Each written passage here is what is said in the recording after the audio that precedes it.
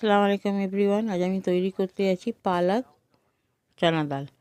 তো এখানে আমি একটা কড়া বসিয়ে তাতে তেল দিয়েছি, হাফ চামচ হিং দিয়েছি, হাফ চামচ গোটা জিরে দিয়েছি, দিয়ে সেটাকে ভালো করে নাড়াচাড়া করে এখানে একটা পেঁয়াজ কুচি দিলাম, দিয়ে সেটাকে একটু ভালো করে নাড়াচাড়া করে তাতে আদা রসুন হাফ চামচ আদা পেস্ট, হাফ চামচ রসুনের পেস্ট দিয়ে তাকে একটু ভাজা ভাজা করবো যেন আদা রসুনের কাঁচা গন্ধটা চলে যায়।